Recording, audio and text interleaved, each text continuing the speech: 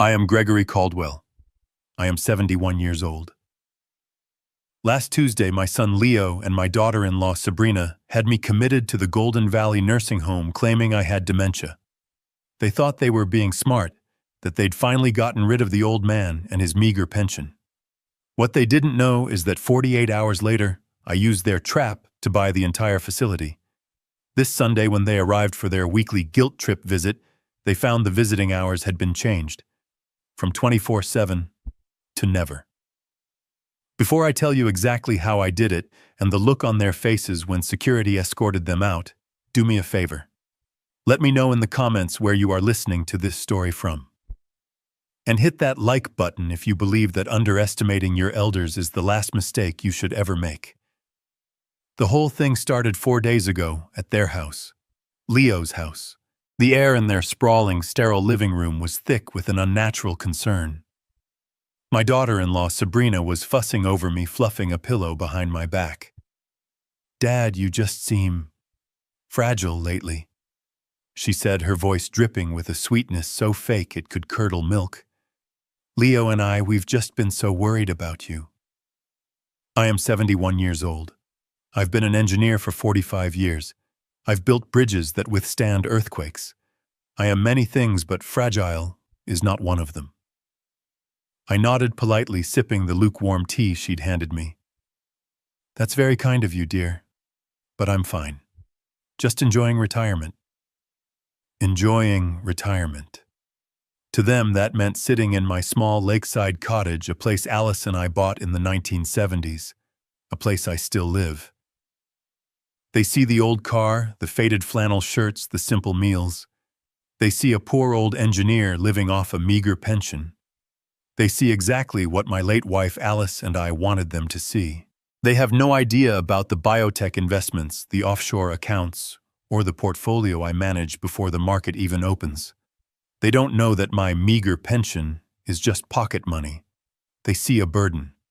And that night, they had decided it was time to manage that burden. The doorbell rang. Leo shot Sabrina a look, a nervous, "it's time" kind of look. "That must be him," Leo said, wiping his sweaty palms on his expensive trousers. A moment later, a man in an equally expensive suit walked in. He had silver hair and cold, appraising eyes. "Dad," Leo said, his voice strained. "This is Dr. Shaw. He's a family consultant. He's here to help us talk through some things." I stood up to shake his hand, but Dr. Shaw didn't offer his. He just observed me as if I were a specimen. This wasn't a consultant. This was an ambush. We sat back down. The untouched dinner on the table was forgotten. Sabrina pulled out a leather-bound notepad. "Dr. Shaw," she began, her voice taking on a rehearsed, somber tone. "We've prepared a list of the incidents we discussed, the ones that have us so concerned." "Incidents?" I asked, my voice flat. "Dad, don't be difficult." Leo snapped, his mask of concern slipping.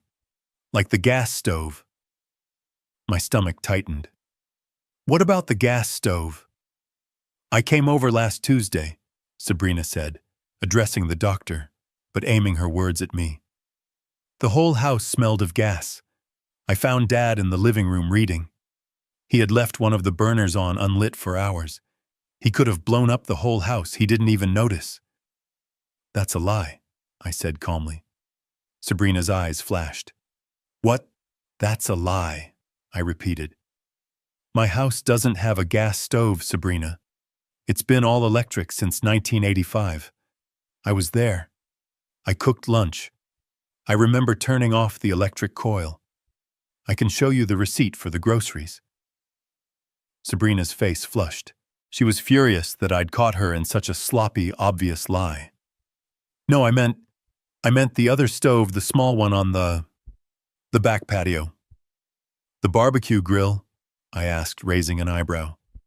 "You're saying I went outside in the pouring rain, turned on the propane tank, lit a burner, then turned it off, but left the gas running? That's your story."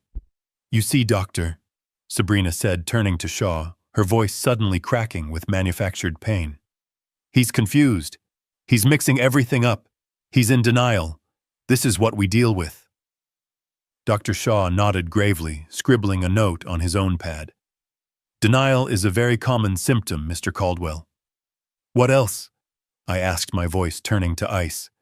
I looked directly at my son. "Leo, what other incidents have you fabricated?" Leo wouldn't meet my gaze. He stared at his $1,000 shoes.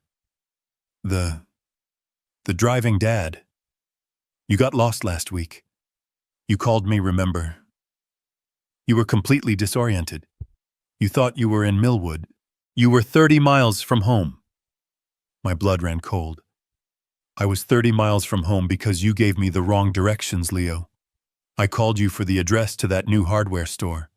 You sent me on a wild goose chase. I even joked with you about it, that your navigation was terrible, and you left." "I never did that," Leo said, looking up his face, a mask of false innocence. "Dad, why would I do that?" "You were confused. I had to talk you down for 20 minutes. You were panicked." He was lying. He was lying to my face about a conversation we'd had just days ago. The sheer audacity of it, the calculated cold-blooded cruelty, it was breathtaking. Dr. Shaw chimed in, his voice smooth and practiced like a funeral director's. "It's classic confabulation, Mr. Caldwell. The mind creates false memories to cover the gaps where the dementia is setting in. It's nothing to be ashamed of." "And the bills?" Sabrina added, flipping a page on her notepad, clearly moving to the next item on her script. "He's forgetting to pay his bills. We got a final notice from the electric company. His power was about to be cut off. We had to pay it for him just to save him the embarrassment." You paid my bill." "Of course we did," she said, radiating a false martyrdom. "We're your family." I stared at her. "Sabrina, the mailman hands me my mail directly every day at 2 p.m. I haven't seen an electric bill in 2 months. I assumed it was on autopay, which I set up in 2010. "He hands it to you," Sabrina stammered, caught again. I mean, he must have missed it. The mail is unreliable. The point is, you forgot. You're forgetting things, Dad. Dangerous things." I knew then. She hadn't just seen the mail. She had taken the mail. She had intercepted my bills, let them go delinquent, paid them at the last second, all to build this pathetic, fraudulent case against me. This was the son I had taught to fish. This was the daughter-in-law whose crushing student loans I had anonymously paid off as a wedding gift, just so they could start their lives debt-free. I turned to Dr. Shaw. "And you, doctor, you are swallowing this. You are taking the word of 2 people who clearly stand to gain from this diagnosis. Have you run a single test on me, an MRI, a cognitive exam?" Dr. Shaw closed his notebook. He leaned forward, placing his manicured hands together. "Mr. Caldwell, Gregory, I am an expert in geriatric psychology. I see this every day. Your children love you very much." His eyes were completely devoid of all compassion. "They are trying to help you, and frankly, your agitation, your paranoia about them framing you, it only confirms my diagnosis." "What diagnosis?" I demanded. Dr. Shaw looked at Leo, a silent confirmation, then back at me. "Based on the overwhelming evidence presented by your family and your own confused and combative behavior, tonight it is my professional opinion that you are suffering from rapid-onset senile dementia." Dementia. The word hung in the air, a death sentence. "You can't be serious," I whispered. That's insane." "Which is precisely the problem," Sabrina said softly, placing a hand on Leo's arm. Leo stood up. He walked over to the antique bowl by the door where I always placed my keys. He picked up my car keys. "Leo," I said, my voice low, "give me my keys." "I can't, Dad." He wouldn't look at me. He just pocketed them. "It's for your own safety. You can't be driving anymore." "So what happens now?" I asked, looking at the 3 of them. The predators.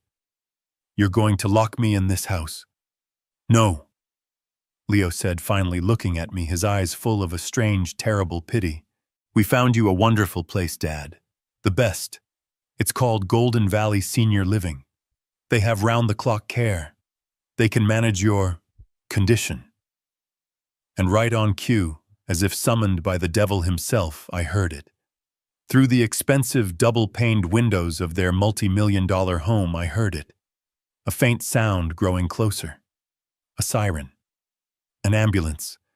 They hadn't just planned an intervention. They had planned an extraction. The ambulance is already on its way," Leo stammered, confirming the final betrayal. "They're here to take you. It's all arranged. It's for the best, Dad. It's for your own good." I stood up. But it wasn't the stance of a defeated old man. It was the stance of an engineer who had just seen the fatal flaw in their design. They thought they were checking me into a prison. They had no idea they were checking me into my next boardroom. The ambulance doors swung open, not to a valley, but to a concrete curb stained with something I didn't want to identify. The name Golden Valley Senior Living was written in cheerful, peeling yellow letters above the entrance, a cruel joke. Inside, the air wasn't fresh. It was heavy, thick with the smell of industrial antiseptic boiled cabbage and the faint, unmistakable tang of old urine. A woman was groaning softly down the hall, a sound that was immediately shushed by a harsh voice. Sabrina marched to the front desk, pen in hand, already signing the final admission forms. She didn't look at me. Not once. A large, surly orderly with dead eyes approached me with a plastic bin. "All right, Grandpa. Personal effects. Wallet, phone, watch belt." I hesitated, my hand instinctively covering the pocket where my phone was. My link to the outside world. My link to Harrison. "Just protocol, Dad," Leo muttered, still refusing to meet my eyes. The orderly's thick fingers snapped impatiently. I slowly placed my worn leather wallet in the bin. My old Timex watch, the one Alice gave me for our 30th anniversary. Finally, my phone. "Thank you," Sabrina said to the nurse, handing over the clipboard. She turned to me, her smile bright and cold as a diamond. "We'll manage your finances from here, Dad. It's safer this way. You just focus on getting settled."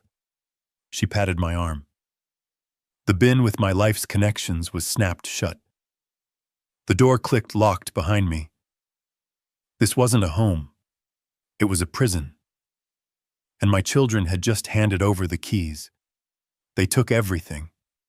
My wallet, my watch, my phone, my dignity.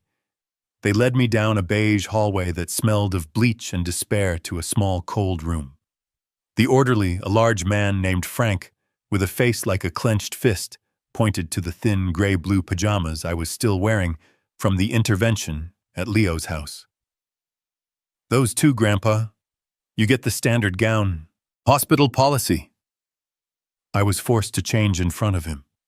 I, Gregory Caldwell, who had chaired board meetings that decided the fate of multi-billion-dollar mergers, was standing half-naked under a flickering fluorescent light, being treated like a piece of defective livestock.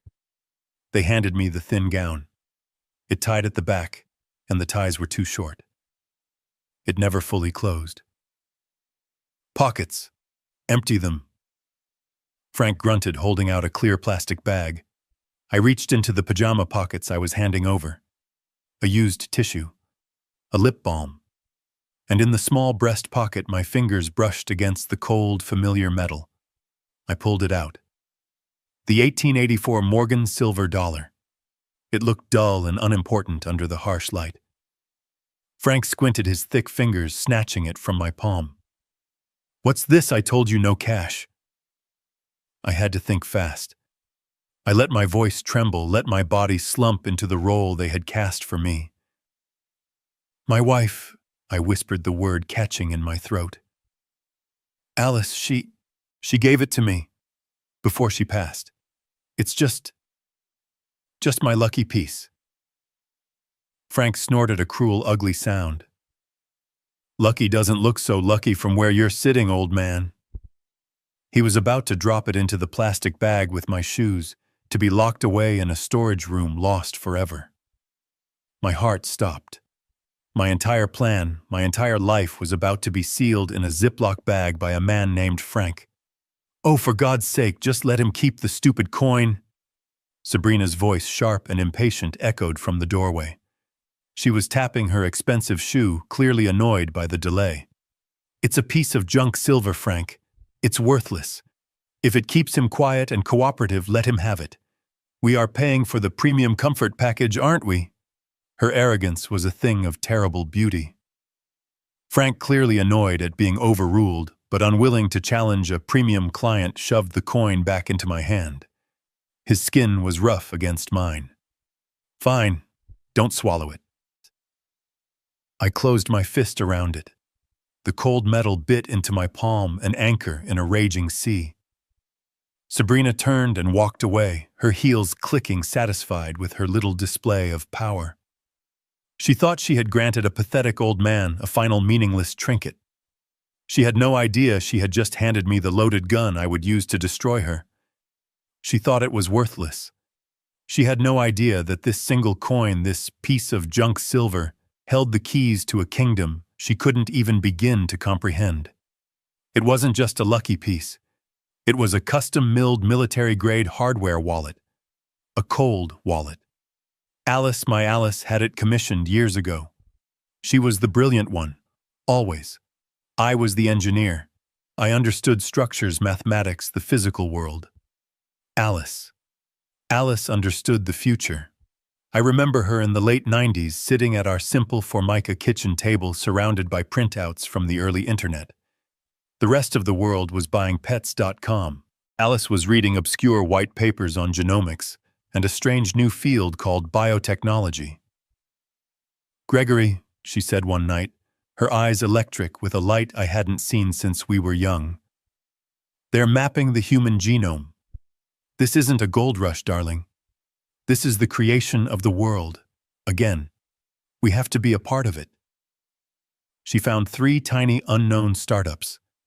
GeneSys Therapeutics was one. Neurocore was another. They were run by wild-eyed academics with brilliant ideas and no business sense. We put every spare dollar we had into them. We were angel investors before the term was fashionable, before it was glamorous. We were just 2 middle-aged people betting our meager savings on Alice's profound intuition. 2 of those companies failed within the year. They vanished. Our money was gone. But GeneSys didn't. It stumbled. It nearly died. And then it found it. A breakthrough in synthetic protein mapping. It didn't just succeed. It exploded. It cured a specific rare type of macular degeneration. Our initial $50,000 investment, our entire life savings at the time, was now worth, well, let's just say Dr. Shaw's professional opinion that I was incompetent was the single most expensive mistake of his career. We were worth hundreds of millions, and we never told a soul. We never changed a thing. We stayed in the lakeside cottage. I kept my job as an engineer until I turned 65. Alice kept her vegetable garden. We drove the same old Buick. Why? Because of Leo. We looked at our son, and we saw the world we lived in. We saw his friends getting BMWs for their 16th birthdays. We saw them handed trust funds for graduating college. We saw the casual, easy entitlement of a generation that had never truly wanted for anything. If we give him everything, Gregory, Alice argued, her hands covered in dirt from her garden, he will learn the value of nothing. She was right. So we made a pact. We would teach our son the value of work, the dignity of earning his own way, the pride of building something himself, not just inheriting it. We lived modestly. We let him think we were just like everyone else, comfortable but not rich. We wanted to leave him something far more valuable than money. We wanted to leave him character. I felt the coin in my pajama pocket. It was heavy. It was heavy with the weight of that profound, catastrophic failure. The lesson hadn't worked. It had backfired. Instead of teaching him character, our modesty had cultivated resentment. He didn't see the virtue in our simple life. He saw failure. He saw a man who had only been an engineer. He saw a small lakeside cottage not as a home filled with memories, but as a fixer-upper he could flip for a quick buck to pay off his debts. I knew he had problems. I just didn't know how deep they went. I didn't know about the $1.2 million gambling debt. I didn't know Sabrina had been fired for embezzlement. I didn't know they were drowning. He didn't see a father. He saw an ATM with a weak pin. He and Sabrina weren't worried about me. They were angry at me. Angry that I was old. Angry that I was poor. And angry most of all that I was taking so damned long to die and give them the tiny pathetic inheritance they thought was coming. This coin. Alice had it made the year after her diagnosis. She knew she was leaving. She saw the first cracks in Leo's character, the first hints of Sabrina's raw greed. She saw them in a way I, blinded by fatherly love, could not. The coin looked identical to a real 1884 Morgan, but it was solid titanium milled by a defense contractor. Inside, shielded from any scanner, was a micro-ledger. "If the day ever comes, Gregory," she'd said, her voice thin as paper, but her will pure steel, "when they see you as a balance sheet instead of a father, when they treat you as a problem to be solved, not a person to be loved, you activate the Alice Protocol." The Alice Protocol. Our code word for total financial war. My call to Harrison, our lawyer in New York. The only other human on earth who knew the truth. This coin held the private keys, the access codes. Without it, the fortune was inaccessible, locked away. With it, I could move mountains. I could buy and sell entire corporations. I could, for instance, buy a rundown, mismanaged nursing home chain. Frank the orderly shoved me into room 12B. "This is you. Don't press the call button unless you're actively dying. And even then, think twice." The door slammed shut. The lock clicked. I sat on the thin vinyl mattress. It was cold. I could hear the man in the next room groaning a low, constant sound of human misery. They thought they had buried me. They thought they had won. I opened my fist. I looked at the face of Lady Liberty, her features worn smooth by time. Sabrina thought it was worthless. She had no idea. I wasn't trapped in here with them. They were trapped in here with me. The game had just begun. I spent that first night sitting upright in the chair. It was colder than my house, and the single paper-thin blanket they'd given me did nothing. I pressed the call button by the bed, the one Sabrina had supposedly paid premium for. I needed water. I pressed it at 10 p.m. I pressed it again at 11 p.m. At midnight, I stopped pressing. No one was coming. It wasn't just neglect. It was a strategy. They were trying to break me.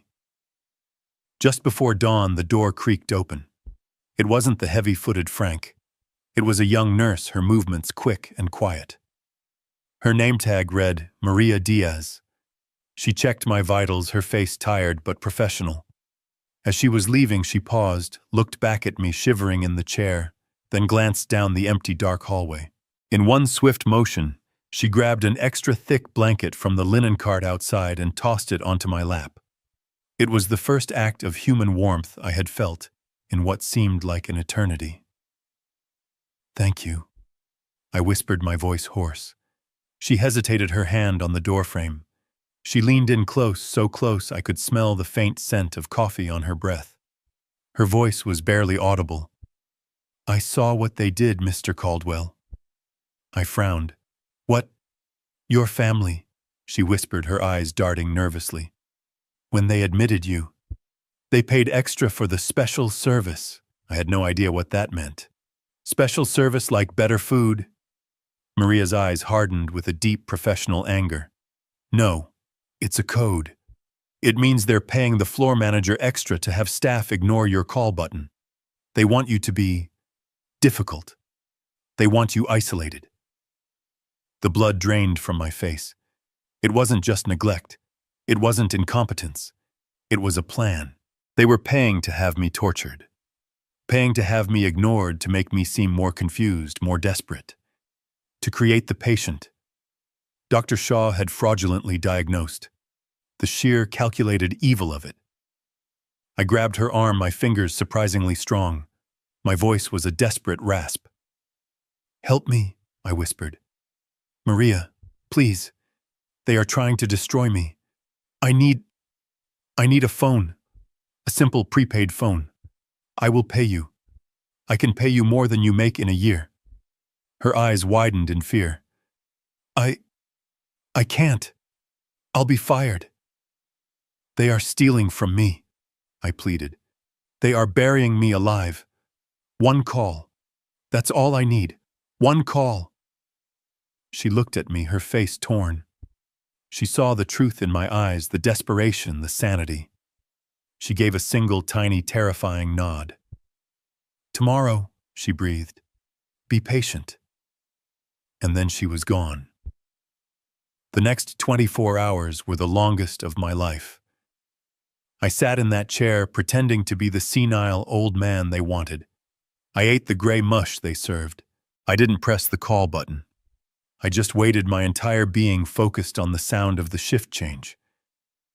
Finally, at 3 a.m., the door creaked open. It was her. Maria. She went through the motions, checking my blood pressure cuff, marking a chart.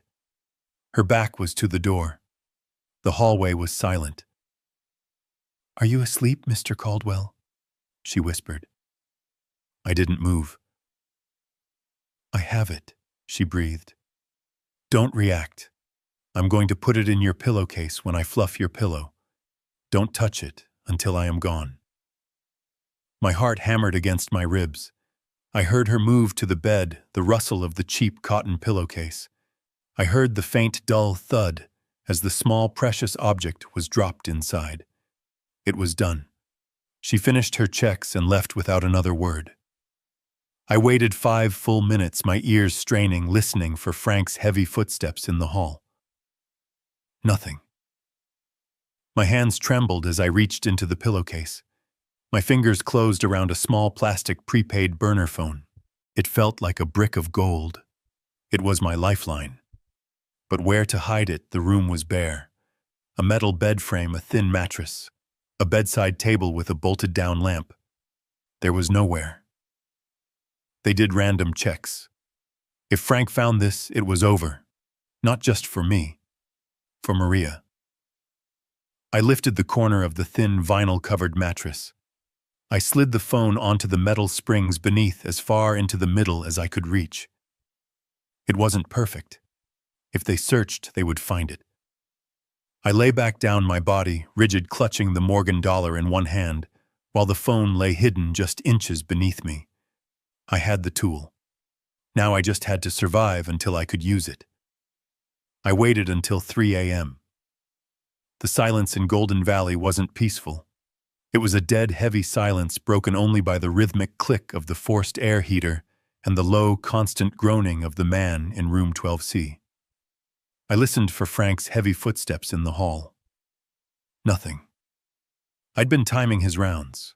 He passed at 2:50 a.m. and wouldn't be back until 4.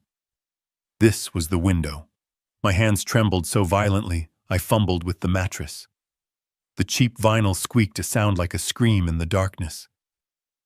I froze. My heart hammered against my ribs, a frantic bird in a cage. I counted to 60. No one came.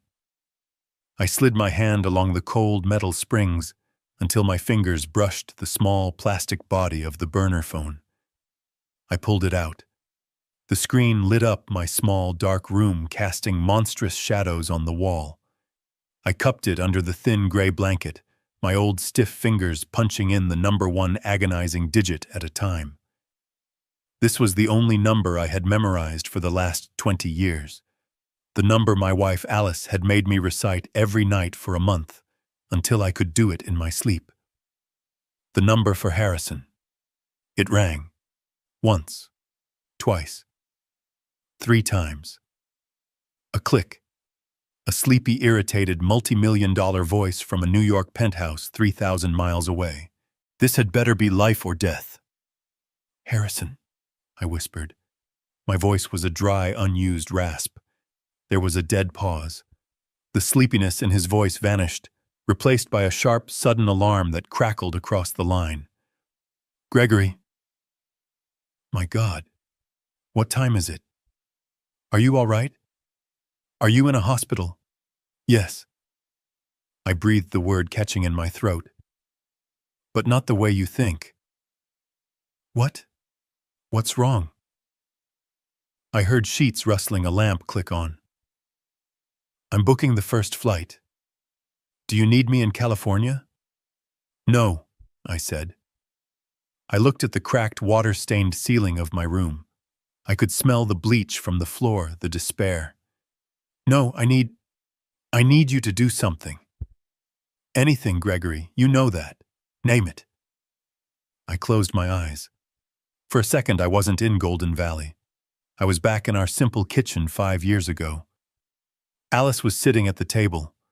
The cancer had already taken so much, her body was frail, but her eyes were still pure forged steel. She had slid 2 things across the Formica tabletop, the Morgan silver dollar, and a single embossed business card. Harrison Stone, Stone and Associates, Private Counsel. He's the only one who knows Gregory, she'd said, her voice thin as paper, but her words heavy as lead. He's the only one I trust besides you. Alice, I don't like this. It feels deceptive. Leo is our son. She'd given me that look. The one that saw right through my optimistic denials. The one that had made her a legend in the investment world. He is our son, darling, which is why we have to protect him from himself. And she'd tapped her own chest, then mine, have to protect ourselves from him. He would. She'd insisted, her grip on my hand surprisingly tight. Not because he is evil, Gregory. Not yet. But because he is weak. And that woman he married, Sabrina, she is a void. She is a black hole of want. She will never ever have enough. And she sees your kindness not as a gift, but as a resource to be plundered. Leo's weakness and her greed, it's a terrible combustible combination. She was right. God, how she was right. So we have a plan. She'd continued, her breath short, but her will absolute. I've already discussed it with Harrison. If the day ever comes, if they stop seeing you as a father and start seeing you as a balance sheet, if they treat you as a problem to be solved, not a person to be loved, you call Harrison. You say the words. What words, Alice? She'd smiled, then a faint, sad, knowing smile. The Alice Protocol. He'll know what it means. I opened my eyes. I was back in the cold, dark room.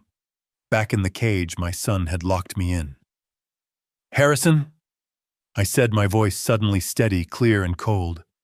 It's Gregory. I need you to activate the Alice Protocol.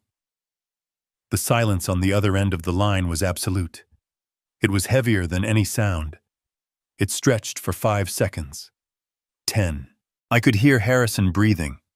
I could hear the 3,000-mile distance, the shock of a man who had just been handed a live grenade. Oh my God, Harrison finally whispered. His voice was no longer that of a high-powered lawyer. It was the voice of a friend. Alice, she really thought this day would come. She was right. She was right about everything. I said, the grief and the rage finally mixing, hardening into a toxic, potent fuel. Gregory, where are you? What did they do to you? I explained it, all, the words tumbling out in a hurried, desperate whisper. The dinner, the fake concern, the ambush by Dr. Shaw, the fraudulent diagnosis of senile dementia, the incidents with the gas stove and the mail, the ambulance. I'm in a nursing home, Harrison, a place called Golden Valley. They had me committed. They used the old POA. The POA, Harrison sounded confused, angry. But that was the medical power of attorney for your heart surgery 3 years ago. It was procedure specific. It should have expired the moment you were discharged. They don't know that, I said. Or they don't care. They think it's a blank check. They think I'm a senile old fool. They think they have full control over everything. I paused and delivered the final blow. Harrison, they're going to sell my house. Sabrina said it this morning right in front of me. They're selling the lake house to pay for my care here.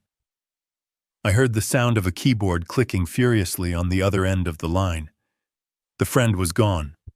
The lawyer was back. They can't, Harrison said, his voice now a low, dangerous growl. The lake house is in the Alice Caldwell Trust. You are the sole trustee. It's ironclad. They can't sell it without your explicit notarized signature. Unless what? I whispered, a new dread creeping in. Unless they have a court order declaring you mentally incompetent, Harrison finished. Which is exactly what that Dr. Shaw and that intervention were about. Gregory, they weren't just committing you. They were building a legal case to liquidate you. The cold reality hit me like a physical blow. This wasn't just about getting me out of the way. This was about erasing me. Okay, Gregory. Listen to me very carefully. Harrison's voice was sharp now, commanding. You are not a patient. You are a prisoner of war. Your job right now is to survive. Keep pretending. Be the confused, harmless old man they want you to be. Smile, nod, be fragile. Do not under any circumstances let them know you are onto them. Do you understand me? I understand, I whispered. Good. I'm activating the protocol. As of this moment, I am moving $100 million from the main fund into a new firewalled crisis account that they cannot trace. I am hiring a private investigation team in California. Not just any team. The best. I want surveillance on Leo, on Sabrina, and on this Dr. Shaw 24/7. I want to know what they ate for breakfast. I want to know every dollar they spend. I want to know who they are talking to, and I want it all recorded. He paused, and I could practically hear him smiling. They think they're stealing your little cottage. They have no idea they've just declared war on a dragon. Thank you, Harrison. Don't thank me yet. Now, Gregory, hide that phone. Stay alive. I'll be in touch. We're coming to get you. He hung up. I slid the phone back under the mattress. I clutched the Morgan dollar in my hand. It was no longer cold. It felt warm, alive, with purpose. I lay back in the dark, the man's groans in the next room no longer bothering me. Let them think I was weak. Let them think I was beaten. Let them think I was just a senile old fool. Leo and Sabrina thought they were managing a burden. They had no idea that Harrison was already filing the paperwork. They didn't know that a team of the most ruthless investigators in the country was already on a plane. They didn't know. They had just made a multi-million-dollar mistake. The next morning they arrived. Leo and Sabrina. They walked into my room carrying a cheap bouquet of carnations, their faces plastered with those fake bright smiles that now made my stomach turn. Dad, Leo said, his voice offensively cheerful. We're here. How are you feeling today? Are they treating you well? I played the part Harrison had assigned me. I looked up at him, my eyes intentionally unfocused. Leo, is that you? It's good to see you, son. Sabrina bustled over, fluffing my pillow, the same one hiding my lifeline to the outside world. See Leo. He looks a little better today. A little more present. She turned that blinding false smile on me. We're taking care of everything on the outside, Dad. You don't have to worry about a single thing. Worry, I murmured, playing confused. Worry about what? Oh, just bills, the house upkeep, you know. She patted my hand, her touch cold as ice despite the smile. In fact, we have great news. I looked at her, waiting for the blow. We're finalizing the sale of the lake house, she said, as if discussing the weather. It's a huge burden off your shoulders. We found a cash buyer, so it's all moving very fast. We'll use that money to make sure your stay here is comfortable, indefinitely. It's almost all settled. She smiled, proud of herself, proud of her efficiency, proud of her cruelty. They weren't just planning to sell my house, they were doing it. They were liquidating my past, Alice's garden, my life's work to pay for their prison. I simply nodded, lowering my gaze, playing the defeated old man. That's nice, dear. Thank you for taking care of it. They left satisfied. They had just confessed their crime to my face. And now the war had truly begun. The call came at 2:15 a.m. I had the phone pressed so tight against my ear, my cartilage ached. The blanket pulled over my head to muffle the sound. Gregory, Harrison's voice was tight-clipped. It's done. The sale on the lake house closed this afternoon. $400,000. The money was wired to a new account opened by Leo using that fraudulent POA. It's gone. I closed my eyes. The news didn't hit me with a hot flash of rage. It was a cold, sharp, invasive thing, like a needle of ice sliding directly into my heart. Alice's garden, the porch we built, the dock where I taught Leo to fish, liquidated for $400,000, less than a rounding error in my portfolio, less than the cost of the car Harrison drove. They had sold my life for pocket change. The coldness didn't stay in my heart. It spread. It filled my veins, cleared my head, and sharpened my focus. The grief was gone. The shock was gone. All that remained was the engineer. I sat up in the dark, the phone now silent. I looked around my room, 12B. I looked at the flickering fluorescent light in the hallway. I listened to the ancient, rattling HVAC unit kick on a sound of failing bearings and dirty filters. I wasn't just a prisoner anymore. I was an inspector. I began to observe, not as a patient, but as the man who had designed power grids and load-bearing structures for 40 years. I saw the cracks in the foundation. I saw the cheap, single-pane windows that were bleeding heat. I saw the outdated, inefficient medical monitoring equipment models from 10-15 years ago. I saw a system that wasn't just cruel. It was inefficient. It was wasteful. It was poorly designed. It was failing. And in that moment I realized this entire facility was a house of cards, and I knew exactly where to push. My mind was sharp. The cold, logical part of me, the engineer, took over. I began to analyze my prison. I observed the staff. They were overworked, underpaid, and demoralized. Frank, the cruel orderly, wasn't the exception. He was the rule. They were all just waiting for their shift to end. I observed the infrastructure. The rattling HVAC unit wasn't just annoying. It was a decades-old train model, inefficient, running on failing bearings. They were probably paying 3 times what they should in utility bills. The IV stands weren't modern, smart pumps that regulate dosage. They were old-fashioned gravity drip models that required constant manual adjustments that no one was making. The wheelchairs. God, the wheelchairs. The bearings were shot. I could hear the metal-on-metal squeal from 2 hallways away. This place wasn't just cruel. It was cheap. It was being run into the ground. They were cutting costs at a level that wasn't just negligent. It was desperate. This wasn't a healthcare facility. It was a warehouse, and the inventory was dying. I had the what. I needed the who. The 3 a.m. call was agony. I fumbled for the phone under the mattress, my body screaming in protest from sleeping on the thin vinyl. Harrison, I whispered. Gregory. His voice was low, fast, and furious. The investigator is good. His name is Miles. He's already pulled their financials. Gregory, it's worse than we thought. I waited. The man in 12C was groaning. Sabrina, Harrison said. She wasn't just worried about you.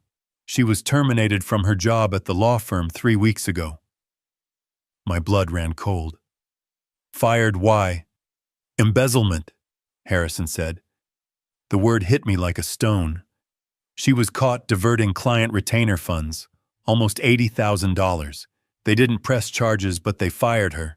She's broke Gregory, and she's sloppy. $80,000. It was pathetic. She had thrown away her career for so little. And it gets worse, Harrison continued, his voice grim. Leo, Gregory, he doesn't just have a gambling problem. He has a gambling catastrophe. What are you talking about? He's not just playing poker, he's into high-stakes sports betting.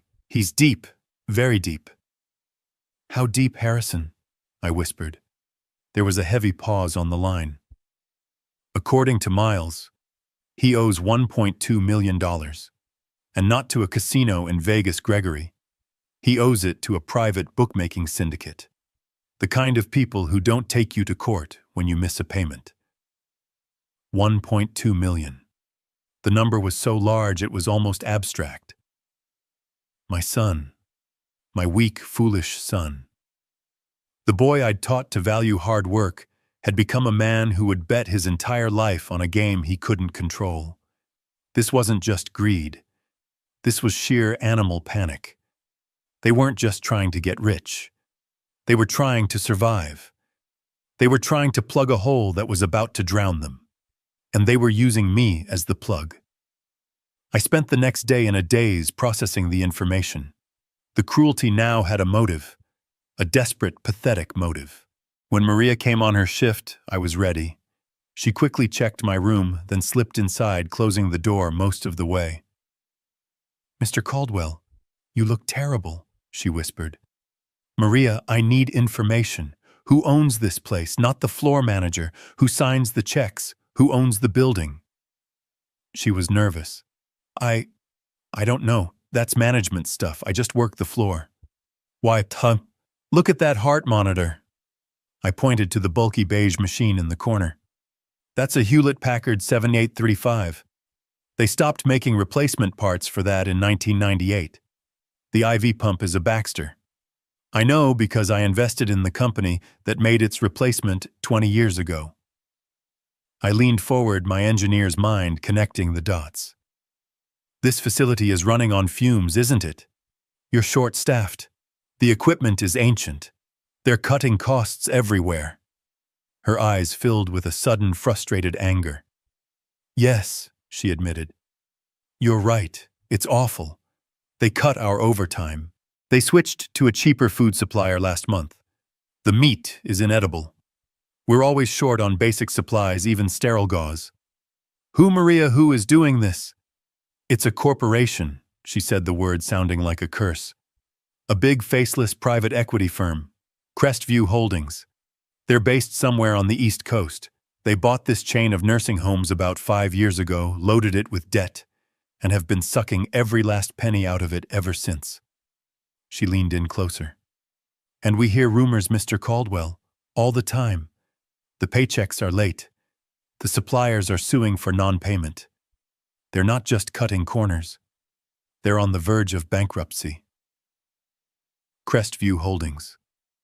I filed the name away. The second call from Harrison came 2 nights later, 3:15 a.m. Gregory, I have the closing documents for the lake house. The 400,000, I said, the number tasting like ash. Harrison, that property is prime lakefront. It's worth at least 1.5 million even in this market. I know, Harrison said. They didn't sell it, Gregory. They liquidated it. They sold it 70% below market value to an all-cash buyer, a shell corporation. They were in a hurry. I whispered, the pieces clicking into place. The loan sharks. They needed the money now. That's just it, Harrison said, his voice dangerously quiet. I thought so too, but I checked the timeline. Gregory, I need you to listen very carefully. I'm listening. The sale on the house. It wasn't finalized after they committed you. I frowned. What? The sale closed 2 days before the intervention. The notary's stamp is dated. The wire transfer for the $400,000 cleared Leo's new bank account at 10:05 a.m. on Tuesday. My mind raced. But Tuesday, that was the day. Yes. Harrison finished the final devastating piece locking into place. That was the day of the dinner, the day of the ambush, the day they had you committed. I finally understood. The intervention wasn't the start of their plan. It was the end. They had already committed the theft. They had already forged my signature using that fraudulent POA. They had already stolen my house and cashed the check. They didn't lock me up to get the money. They locked me up to keep it. The dementia diagnosis. Dr. Shaw, the staged incidents. It was all a desperate, brilliant, evil cover-up. It was to ensure that when I inevitably discovered the house was gone, I would have no legal standing. I would be a confused old man. My word against a doctor's diagnosis and my loving family's testimony. They weren't just trying to rob me. They were trying to erase me. The call came at 3:17 a.m. It was so urgent I barely had time to pull the phone from under the mattress before Harrison's voice was in my ear. He wasn't angry this time. He wasn't grim. He was electric. "Gregory," he said, his voice a low, fast, triumphant hiss. "I've got them. Oh God, Gregory, I have got them." "What is it, Harrison? What did you find?" "Crestview Holdings," he said, practically buzzing. "I've been digging into their corporate structure all night. It's a mess of shell companies and debt, just like your nurse said. They're leveraged to the hilt, absolutely desperate for cash." "But that's not the good part, is it?" I whispered, my own pulse quickening. "No, that is not the good part." Harrison laughed, a sharp barking sound. "Gregory, do you remember the investment you and Alice made in Neurocore?"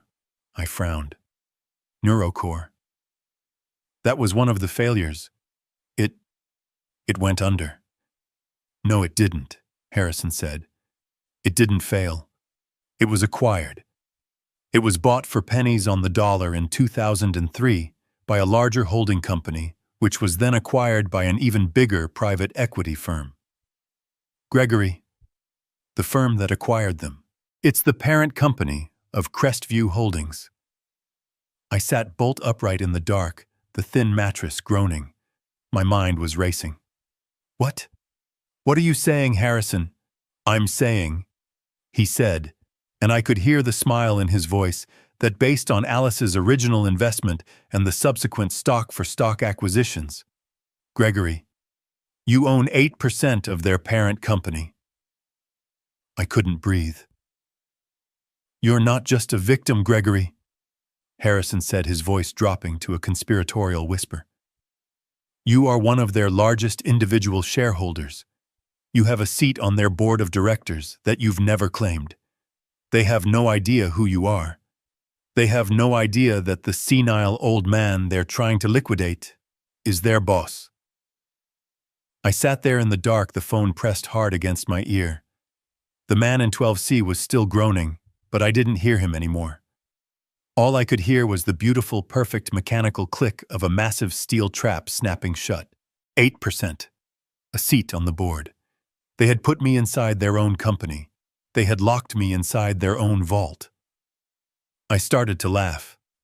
It began as a low chuckle, a dry, rusty sound from a throat raw with disuse. I hadn't laughed in weeks. It wasn't a laugh of happiness. It was a laugh of pure, cold, beautiful irony.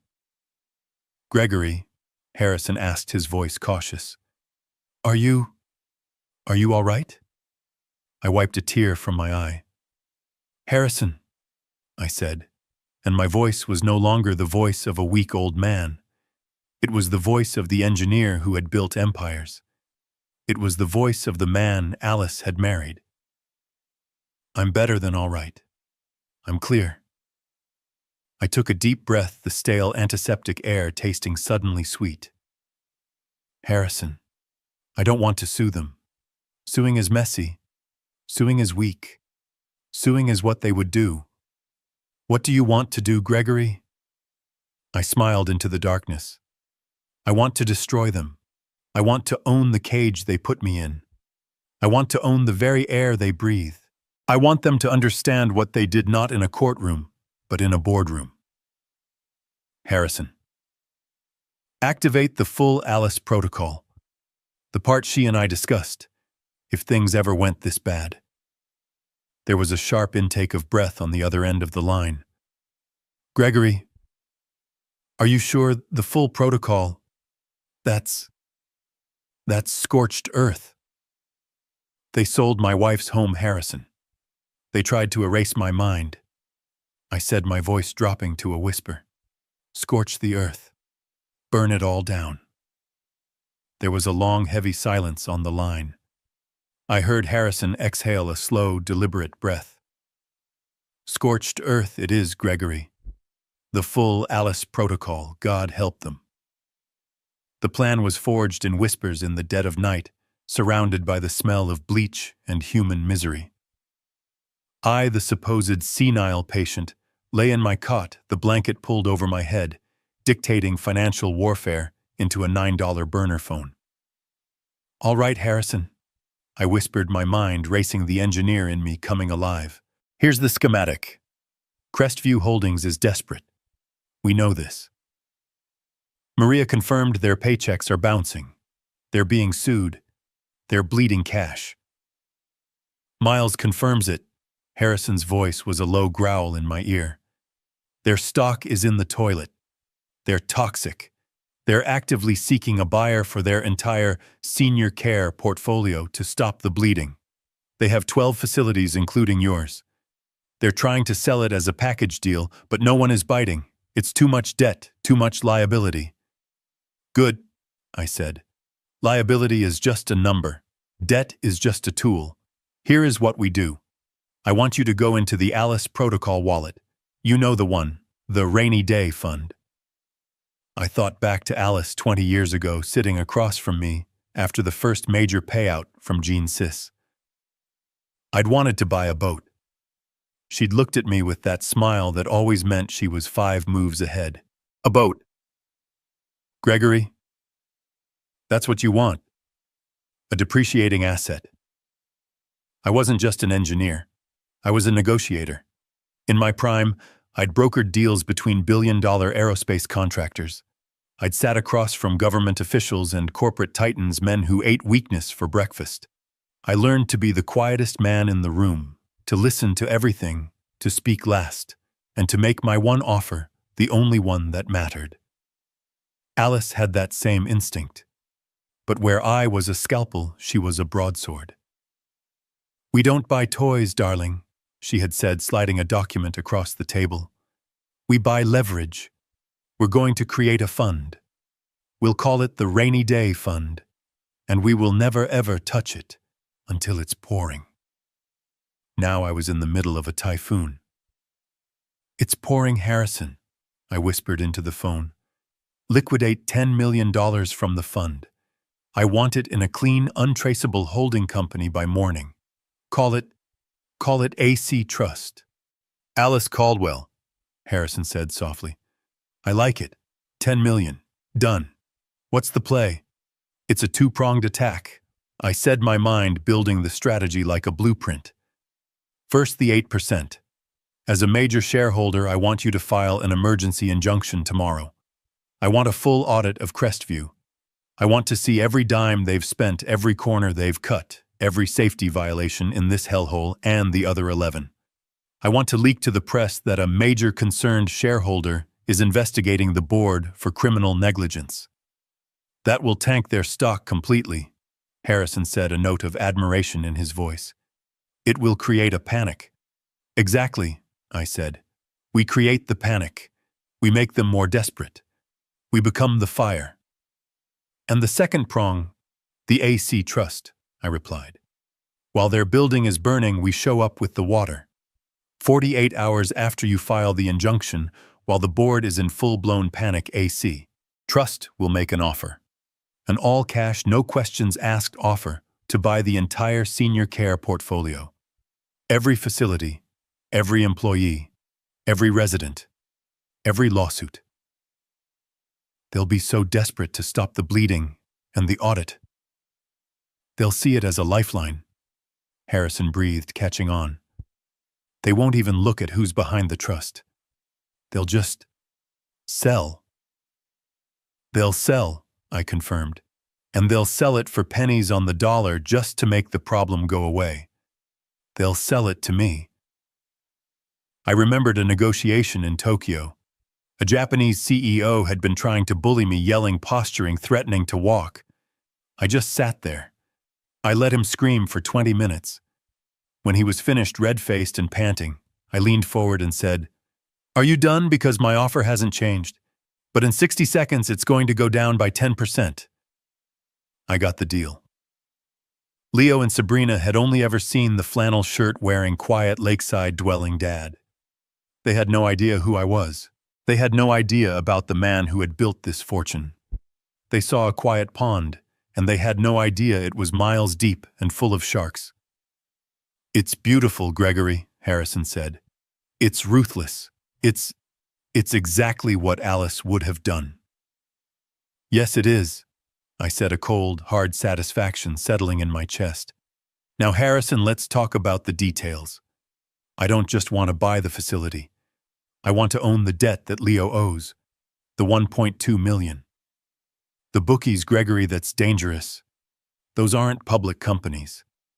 "I don't care," I said. "Everyone has a price. Those bookies aren't in the business of breaking legs. They're in the business of making money. Find them. Find out who holds the note. Offer them 70 cents on the dollar, all cash, untraceable. I want to own my son's debt. I want to be the man he's terrified of." "That's dark, Gregory. Dark." I looked around the room at the water stains, at the unemptied trash. "Dark is letting your father rot in a place like this while you cash the check from his stolen house. Dark is planning to have me declared insane so you can pay off the men you're really afraid of. No, Harrison. This isn't dark. This is rebalancing the scales." For the next 48 hours, I was a ghost. I was the perfect patient. I sat in the recreation room pretending to watch a grainy television. I nodded politely to Frank the orderly. I ate the gray mush. I acted confused when they took my blood pressure. I was fragile. I was gone. Meanwhile, 3,000 miles away, Harrison was a whirlwind. The first call came. "Phase 1 complete. The injunction is filed. The market is in chaos. Crestview stock is down 32%. The board is in an emergency session." I just nodded, and slowly, painfully, I tried to put a puzzle together on the card table, a puzzle of a barn. I made sure to put the roof pieces in the sky. The second call. "Phase 2. The offer is made. AC. Trust has offered $9 million for the entire 12-facility portfolio." "That's an insult," I whispered, smiling. "Exactly," Harrison said. "It's an insult they have to accept. It's the only all-cash offer on the table. It barely covers their debt, but it makes the shareholder audit, my audit, go away. They're cornered." I spent the next 48 hours in a state of suspended animation. I was living in two worlds.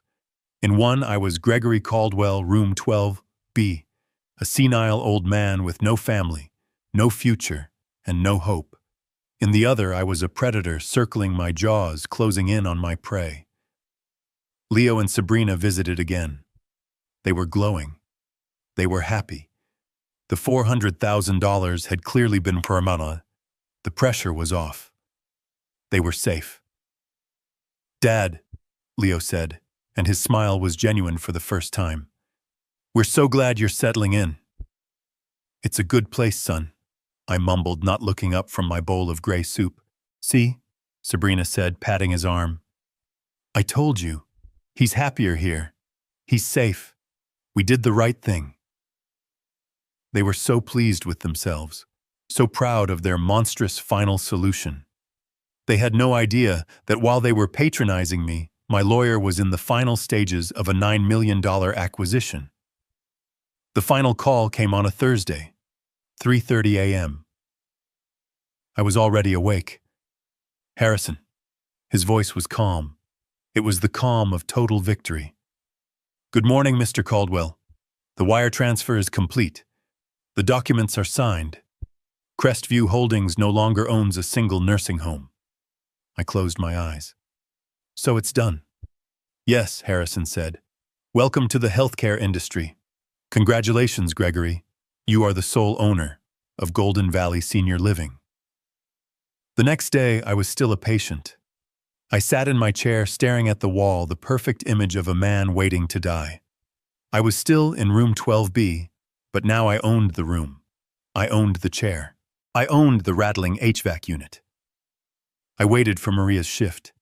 She came in at 3 p.m., her face set in the same lines of exhaustion. Mr. Caldwell, she said, checking my chart. How are you feeling? I looked up at her, didn't play the confused old man. I looked at her, really looked at her with the eyes of an engineer, an investor, a boss. Maria, I said. My voice was no longer weak. It was quiet, but it was clear and firm. She froze. She had never heard this voice before. Mr. Caldwell, are you all right? I am Maria, for the first time in a long time. I motioned for her to come closer. She hesitated, then stepped toward the bed. Close the door, I whispered. I'm not supposed to. Please, just for a moment. What I am about to say will change your life. Her curiosity won. She pushed the door until it clicked softly shut. What is it? I looked her dead in the eyes. I want to thank you for what you did. You risked your job for a stranger. You showed me kindness when everyone else showed me cruelty. That is a rare quality. I just did what was right, she stammered, clearly uncomfortable. Yes, you did. And I believe that doing what is right should be rewarded. So I have a question for you, Maria. How would you like a new job? She frowned, confused. A new job, Mr. Caldwell? What are you talking about? I'm talking about a promotion, a significant one. How would you like to be the new executive director of this facility? Maria's face went pale. She actually took a step back, her hand flying to her mouth. That's not funny, sir. You've lost your mind. No, Maria, I said, a small smile playing on my lips. I just found it. And as of 3:30 a.m. yesterday, I am the new owner of Golden Valley Senior Living. Now, do you want the job or not? Monday morning, 9 a.m. I was in Hell's cafeteria. The dining hall at Golden Valley was a symphony of human misery, and I was its captive audience. The air was thick with that smell, that unique suffocating perfume of institutional bleach, boiled vegetables, and the sour tang of despair. Across from me, a woman named Mrs. Petrov, her eyes as vacant as a cloudy sky, was rhythmically tapping her spoon against an empty bowl. Clink, clink, clink. The sound was maddening. I was in my designated spot. The dementia corner shoved against the wall in a squeaky, malfunctioning wheelchair that I didn't even need. My external persona was in full effect. I was slumped, my chin resting on my chest, a thin line of drool which I'd carefully managed with a sip of water trailing from the corner of my mouth. I was Gregory Caldwell, the senile old fool, the burden, the problem that had been solved. In front of me sat a bowl of what they called oatmeal. It was a pale gray, watery gruel. It was cold. I stared at it, my face a mask of vacant confusion. Inside my mind was a coiled spring. I was counting. Harrison was on his way. The staff moved around us with the bored indifference of zookeepers. Frank, the large, cruel orderly, was in the corner by the juice machine. He wasn't helping anyone. He was laughing, telling a crude joke to one of the younger, terrified-looking nurses. He was the king of this miserable little kingdom. And at the front of the room by the nurses' station stood the Queen. Mrs. Croft. the facility director. She was a thin, severe woman in a cheap polyester suit holding a clipboard like a scepter. Her eyes scanned the room not with compassion, but with the cold appraisal of a factory foreman checking for defective parts. She was the one who had taken Sabrina's bribe.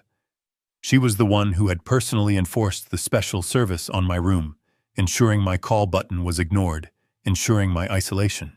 I loathed her with a cold, precise engineering passion. 9:01 a.m. The main doors to the facility burst open. They didn't just open, they were flung open, hitting the rubber stoppers on the wall with two hard, resonant thuds. The clink, clink, clink of Mrs. Petrov's spoon stopped. Frank's laughter died in his throat. Every head in the room, staff and resident alike, turned. Harrison Stone walked in. He was not the friendly, reassuring voice on the phone.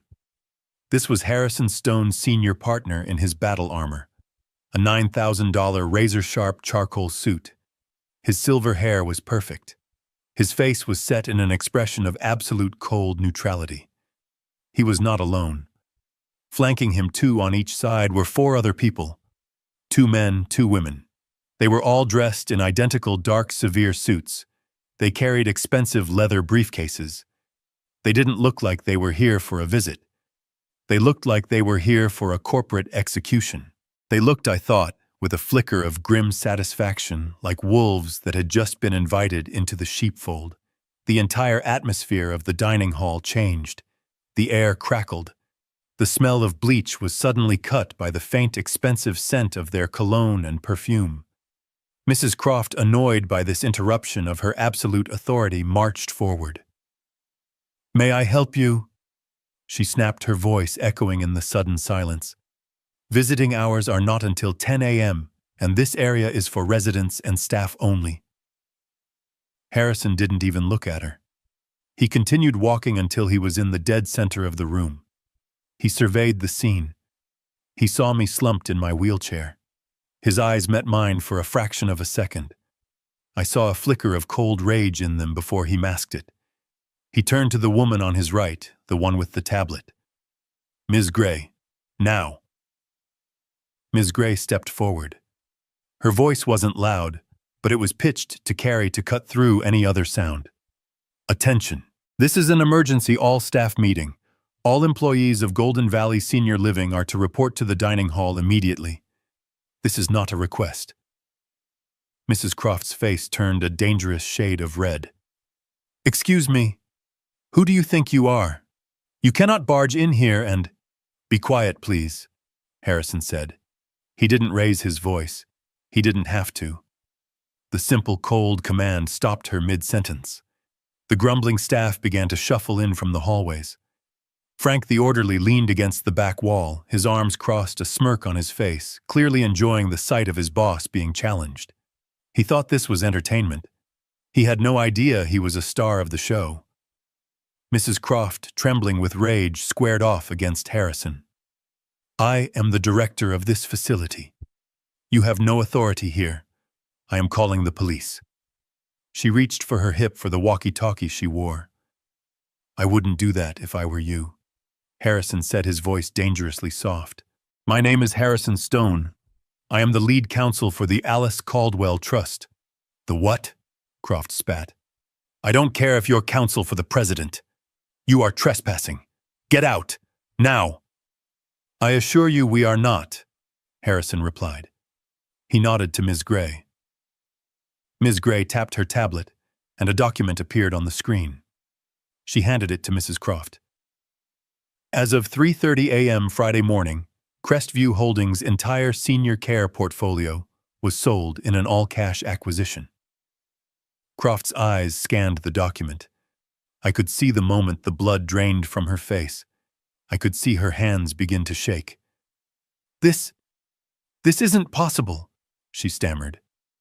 We weren't notified. It was a private, leveraged acquisition," Harrison said, "handled at the board level. And the new owner," he paused, savoring the moment, "is the Alice Caldwell Trust, which means we own this facility. We own this building. We own your employment contract."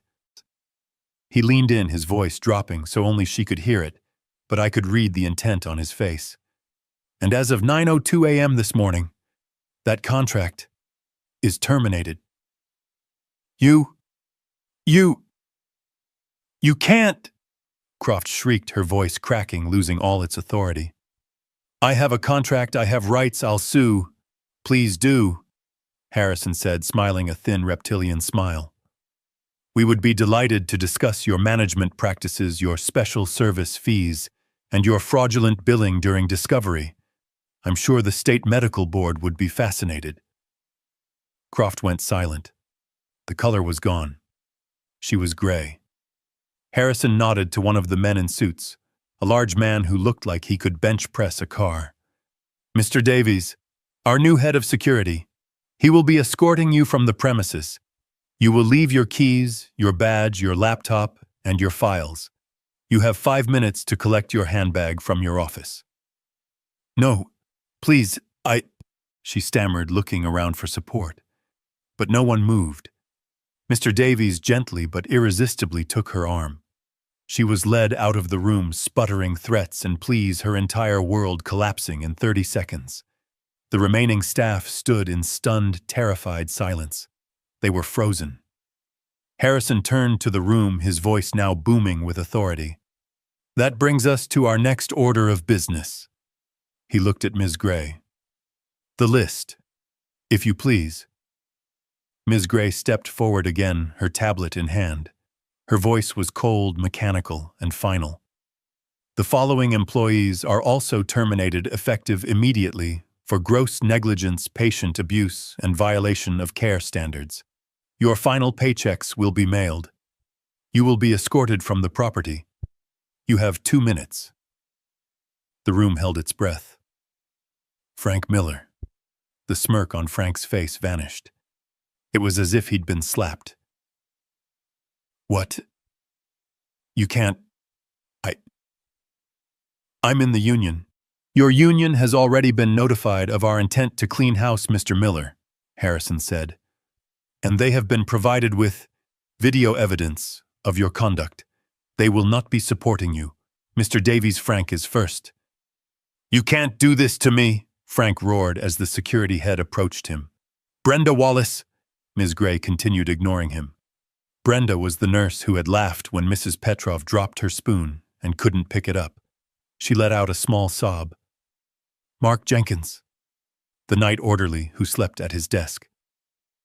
Susan Price, the kitchen manager responsible for the gray, watery gruel. She named 6 more, 10 in total, the worst of the worst. The ones I had personally identified to Maria, who had then relayed the names to Harrison. It was a purge. It was magnificent. Frank was still yelling. Who is responsible for this? Who the hell is the Alice Caldwell Trust? Who are you people? The remaining nurses were huddled together, weeping, terrified they were next. The residents were agitated, confused by the shouting. The entire facility was in total chaos. And I just sat in my corner, in my wheelchair, in my thin gray patient gown. I slowly, methodically, picked up my plastic spoon.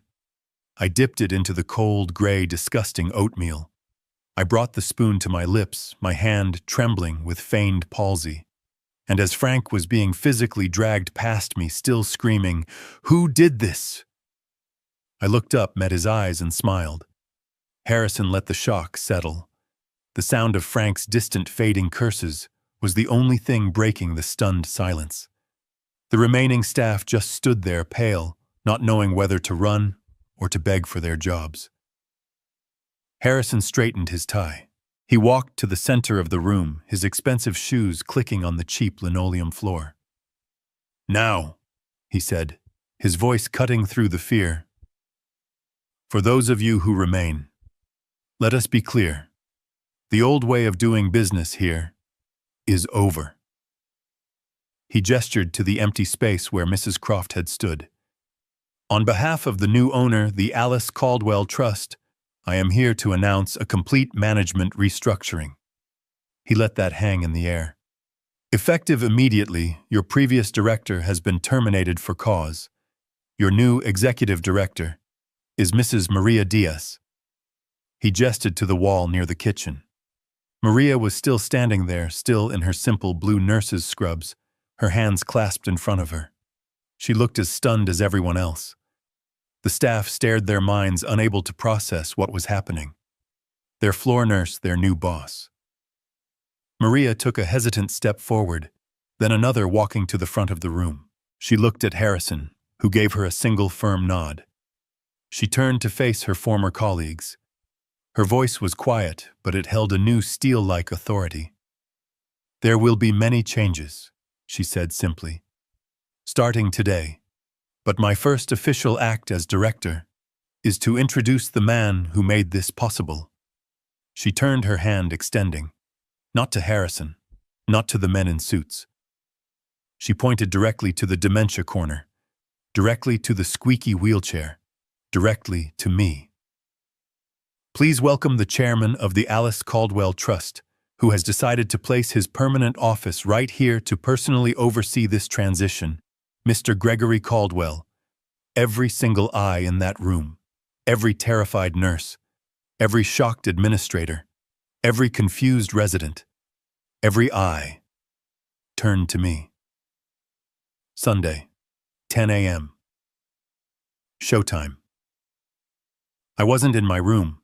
I was in Mrs. Croft's old office, which I had completely gutted. A temporary desk and a chair were set up along with a large monitor showing the security feed for the main lobby. I sat there sipping a cup of real coffee, the first I'd had in a week. I was still in my patient gown. The costume was essential. At 10:02, their BMW pulled up. Leo and Sabrina got out. They were glowing. The $400,000 from my stolen house had clearly worked its magic. Their immediate crisis was over. Leo was wearing a new, expensive-looking polo shirt. Sabrina was laughing, her hair perfectly styled. They looked like a happy, carefree couple coming to do their dutiful weekly penance. They walked through the front doors, and they froze. The lobby they had left last week was gone. The smell of bleach and old cabbage had been replaced by the faint, clean scent of lemon oil and fresh lilies. The flickering, buzzing, fluorescent light was gone, replaced by warm, recessed lighting. The cracked gray linoleum floor was gone, covered by a thick, plush, dark blue carpet that muffled their footsteps, swallowing all sound. The peeling mustard-yellow walls had been painted a calm, tasteful cream. Soft classical music Vivaldi was playing from hidden speakers. I watched them on the monitor. They stood there completely bewildered. Leo literally looked back over his shoulder at the sign outside, checking if he'd walked into the wrong building. Sabrina's bright fake smile faltered, replaced by a mask of pure, unadulterated confusion. What the hell happened here?" she whispered, her voice just loud enough for the new high-definition microphone to pick up. I don't know," Leo stammered, looking around. "Did they redecorate? In a week?" They took a few hesitant steps forward, like animals sniffing a new strange trap.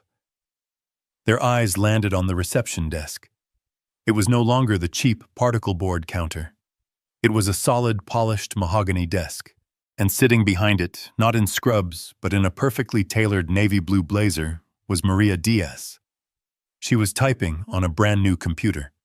She looked up as they approached, her face polite, professional, and as cold as a winter morning.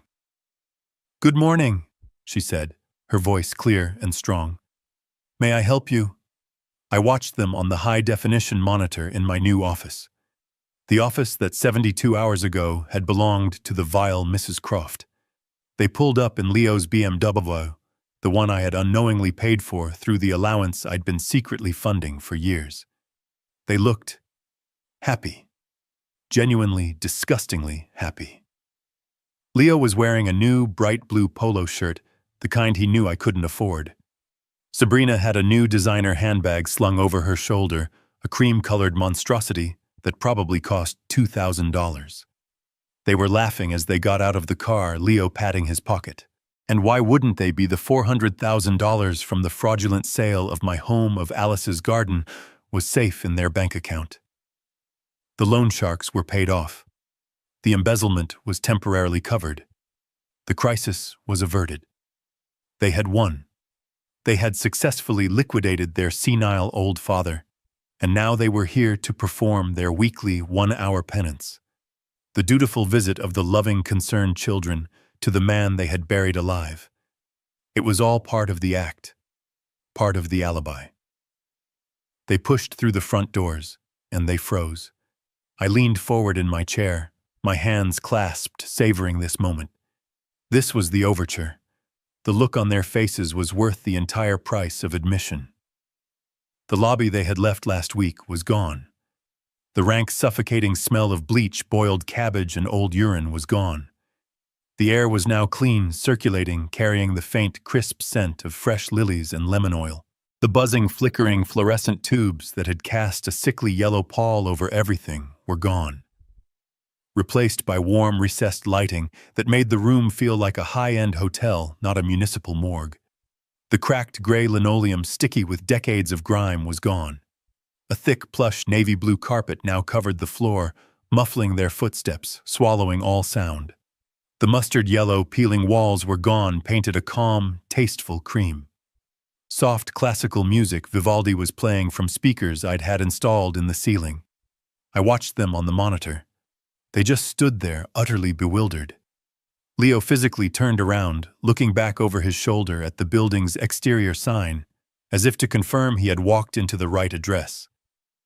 He looked like a rat who had just discovered his familiar sewer tunnel had been replaced with marble. Sabrina's bright fake smile had vanished, replaced by a mask of pure, stunned confusion. What the hell happened here? I heard her whisper, her voice just loud enough for the new high-definition microphone array to pick up.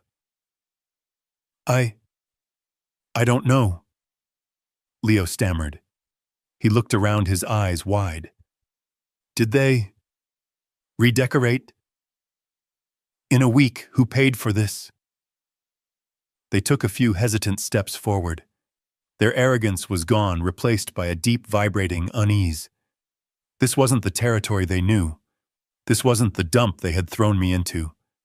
This place had money. And then their eyes landed on the reception desk.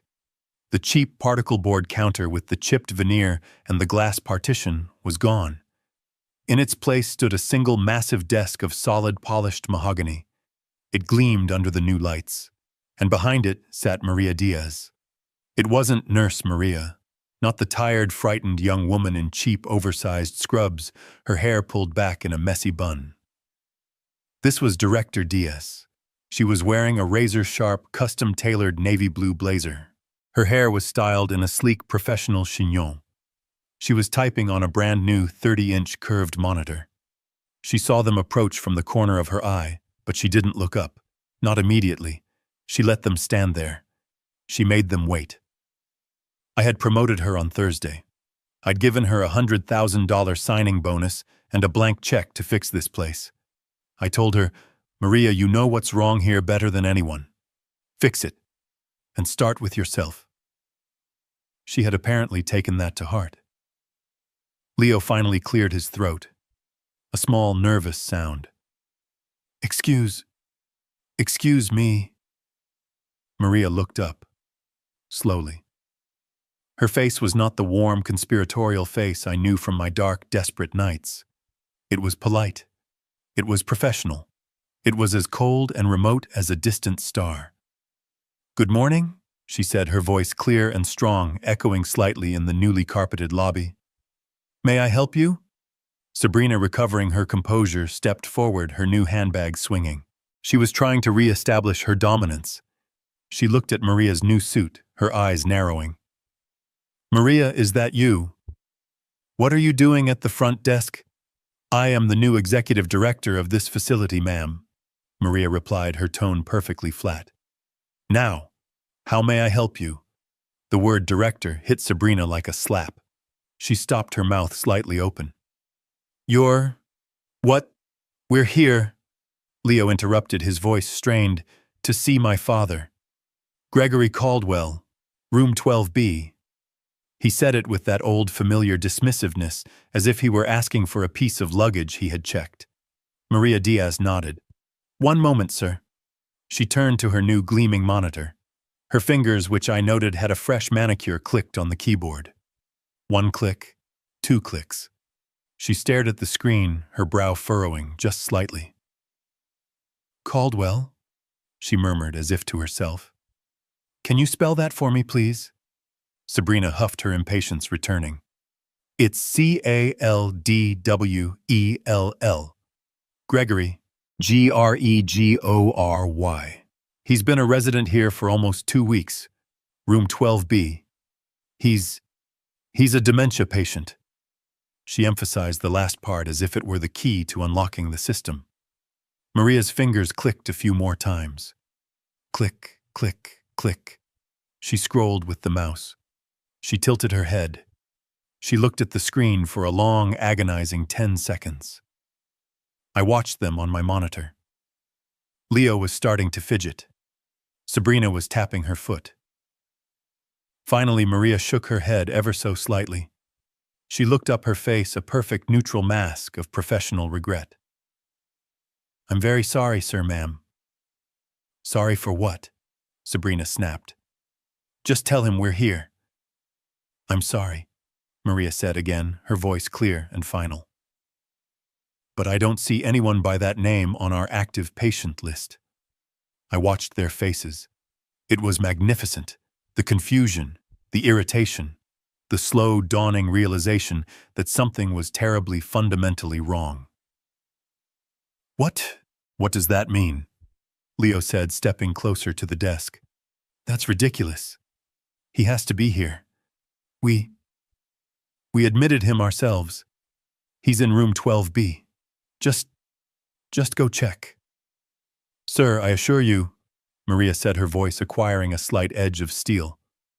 Our system is brand new. It's updated in real time. We have no resident named Gregory Caldwell. Not in room 12B. Not anywhere in this facility. This is insane. Sabrina's voice was rising, getting shrill. Are you telling us you lost him? You lost a 71-year-old dementia patient. Is that what you're telling us? I will sue this place. Ma'am, please calm down, Maria said. Don't tell me to calm down. My father-in-law is missing. Get me your manager. Maria just stared at her. Ma'am, I am the manager. Then, check again. Leo insisted, his voice cracking with a new emotion. Panic. This wasn't part of their plan. A disappearing father-in-law meant police. It meant questions. It meant investigations into the very POA and house sale they were trying to hide. Maria sighed, a small put-upon sound. She typed again, slowly, deliberately, as if for a child. Caldwell. She clicked. She looked. Ah, she said, her face brightening with a false, helpful smile. Here's the problem. You're looking in the wrong database. What? Leo asked. Mr. Gregory Caldwell, Maria said, turning the monitor slightly so they couldn't see it, is not listed under residents. She paused. And in my office, I smiled. I watched them on the monitor, savoring the pure, uncut panic that was starting to ripple across their faces. Leo's mask of concern was gone, replaced by the raw, ugly face of a cornered man. What do you mean, wrong database? He demanded, his voice too loud for the calm lobby. Is he in a different wing? We demand to see him. He's in room 12B. Maria Diaz looked up from her screen. And then she did something I had not seen her do before. She smiled. It was not a warm smile. It was a small, sharp, surgical smile. Ah, she said, her voice full of false understanding. You're looking for Mr. Caldwell. I see. You are correct, he was in room 12B. She paused, letting the silence stretch, letting them lean in desperate for the rest of the sentence. However, she continued, her voice perfectly pleasant, Mr. Caldwell is no longer listed as a patient. Leo and Sabrina stared at her, blankly. He is, Maria said, relishing the words, listed as the owner. I watched Sabrina's face. The color drained from it, leaving her makeup sitting like a mask on pale, waxy skin. Leo just shook his head, a jerky, uncomprehending motion. Owner, what are you talking about? That's impossible. He's a senile old... He is the chairman of the Alice Caldwell Trust, which acquired this facility last Thursday. Maria interrupted, her voice like ice. And I'm afraid, as the new owner, he has personally reviewed and amended the visitor policy. Sabrina's voice was a reedy, trembling whisper. Amended? Amended how? Changed them to when? Maria Diaz leaned forward, her professional mask dropping to reveal the woman who had watched me shiver in that cold room. She looked them both one by one dead in the eye. He has changed your specific visiting hours, she said, her voice low, clear, and absolutely final. From 24/7 down to never. On the monitor I watched as my son and daughter-in-law finally understood what they had done. On my monitor I watched the comprehension finally hit them. It was beautiful. Sabrina's face crumpled. The shock was so profound, she looked like she'd been physically struck. She simply stood there, her mouth open, making a small, silent, "Oh." Leo, however, imploded. The color didn't drain from his face. It flooded into it. A dark, dangerous, mottled red. His eyes, which had been wide with confusion, narrowed into slits of pure animalistic fury. Dad! It wasn't a call. It was a roar. A guttural, wounded sound. He didn't lunge at Maria. He lunged past her, past the mahogany desk, heading for the hallway.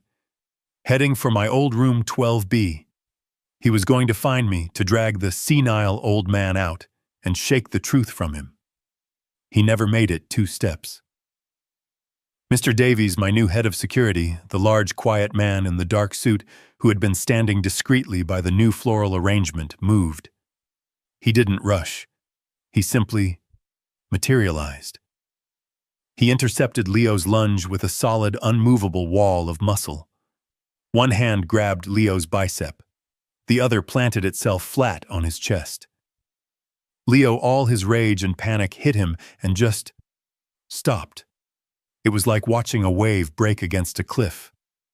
"Don't touch me," Leo bellowed, shoving.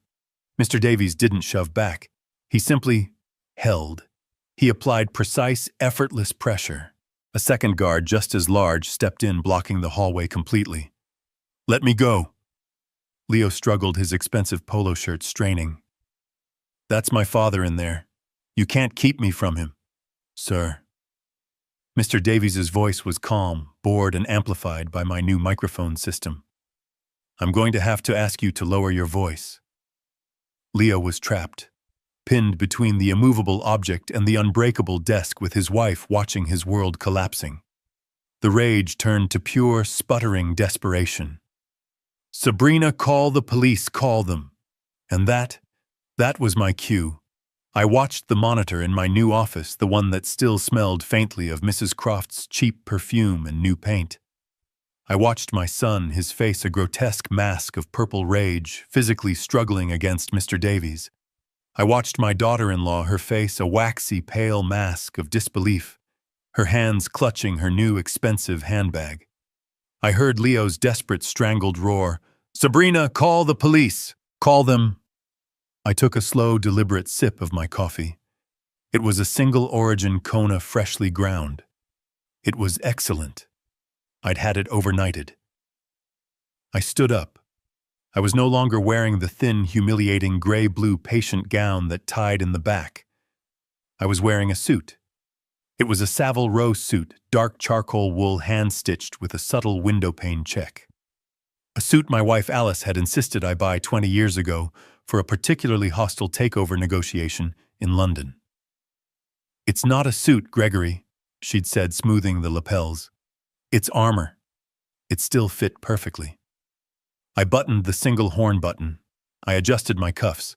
I walked out of the office, my hard-soled leather shoes making no sound at all on the new plush navy blue carpet.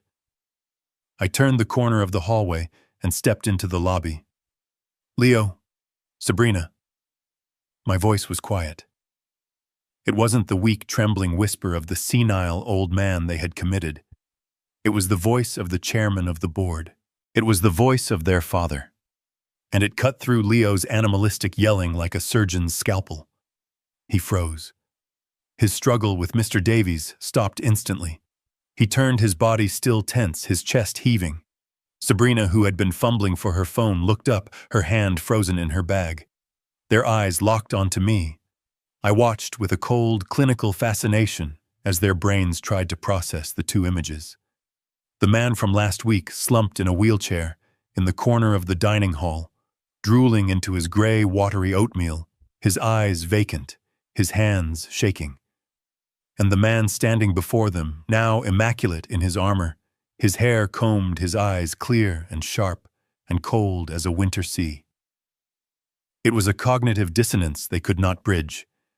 Their minds simply broke. "Dad," Leo whispered. The word was a question full of a child's confusion. He looked from me to Maria at the desk, to the new carpet, back to my suit. What is this? What are you wearing? What is going on?" Sabrina found her voice first, but it was shrill, unsteady, grasping at the only reality she knew. "Gregory, thank God!" She rushed forward a step. "These people, they're crazy. This woman..." She pointed a trembling, manicured finger at Maria. She said you own this place. Tell them, Gregory, tell them who you are. Tell them you're sick." "That is an excellent question, Sabrina," I said, taking a slow, deliberate step toward her. "Who am I? A few days ago, I was your senile father-in-law. I was a burden. I was a problem that needed to be managed." "No," she stammered, taking a step back. We were worried you weren't well, the doctor. Dr. Shaw. He said..." Yes, Dr. Shaw," I said, nodding. "The family consultant. The man you and Leo met with 2 weeks ago. The man you paid $5,000 in cash money you stole from me, by the way, to sign a fraudulent diagnosis. Yes, Harrison and I are very familiar with Dr. Shaw.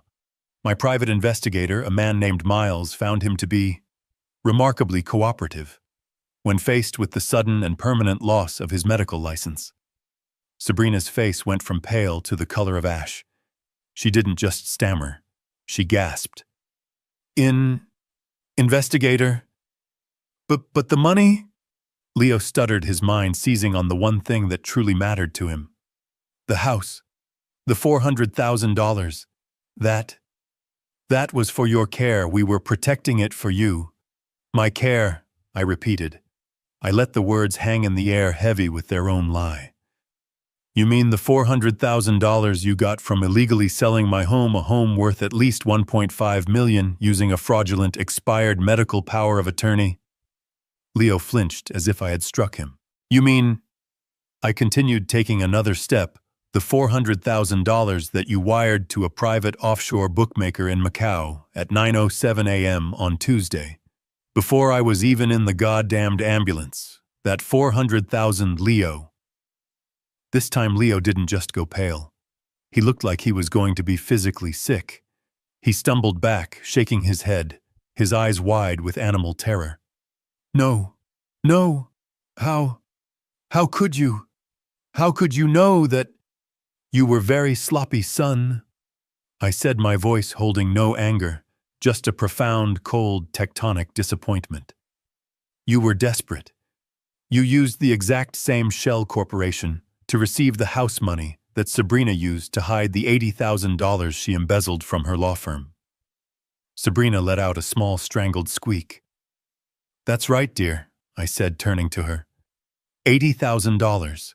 Stolen from client retainer accounts. A very, very desperate move. A career-ending move, but not quite as stupid as committing your father-in-law to a facility that he owns. It was too much. The information was too vast, the exposure too total.